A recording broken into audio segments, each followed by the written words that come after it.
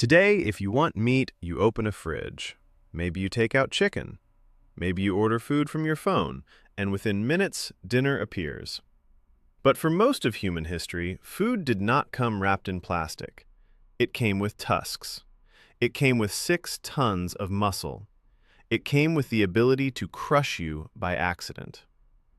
For Ice Age humans, one of the biggest prizes on Earth was the woolly mammoth, a walking mountain of meat, fat, hide, bone, and ivory.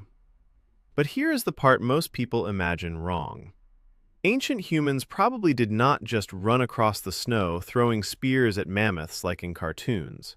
That would have been suicide. A mammoth was not a slow, harmless target.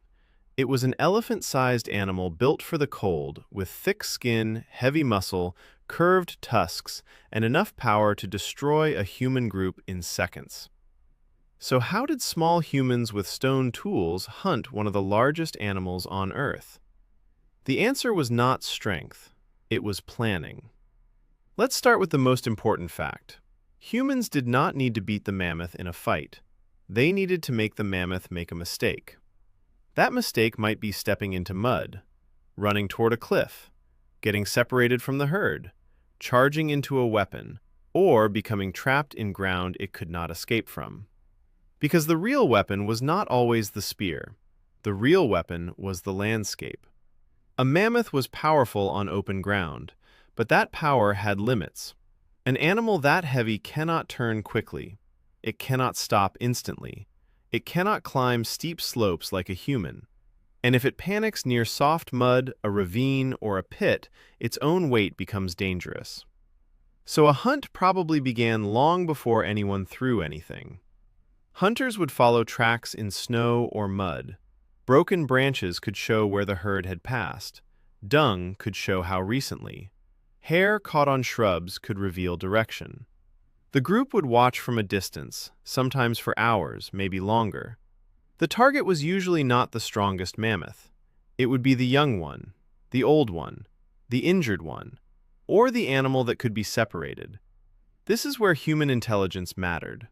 A wolf has teeth. A lion has claws. A mammoth has size. Humans had meetings. Before the hunt, people could decide where to stand. Who would drive the herd from the left? Who would block the escape route? Who would wait near the trap? Who would stay back? Who would finish the animal if the plan worked? A mammoth hunt was not a moment. It was a coordinated operation. In Mexico, archaeologists found mammoth bones in large pits at Tultepec. The site contained hundreds of bones from multiple mammoths, and researchers argued that humans may have used pits to trap them. Imagine what that means. People were not just chasing animals. People were preparing the battlefield, digging into the ground, predicting where a panicked mammoth would run, using the animal's weight against it. That is not primitive. That is engineering. Other hunts may have used cliffs, marshes, riverbanks, or narrow paths. A group could create pressure from several directions using noise, fire, stones, or movement. Not to kill the mammoth immediately, to steer it. The goal was control. One wrong step by the mammoth could do more damage than any spear, but spears still mattered. For a long time, people imagined Ice Age hunters throwing spears from a distance. Sometimes that may have happened, but some researchers now think certain stone points, including Clovis-style points, may have been used differently. Instead of being thrown, a spear could be braced against the ground, like a pike. Now think about the physics. If a human thrusts a spear into a mammoth, the force comes from the human. That is not much. But if a mammoth charges into a spear fixed against the ground, the force comes from the mammoth. Its own momentum drives the point deeper. In that moment, the hunter is not overpowering the animal.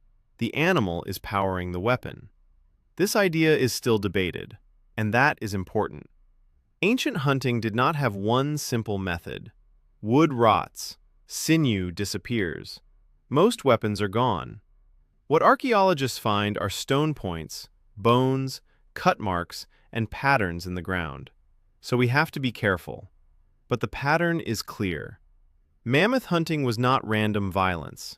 It was strategy. And once the mammoth fell, the hardest work was still ahead. A dead mammoth could weigh several tons. There was no truck, no freezer, no supermarket storage room.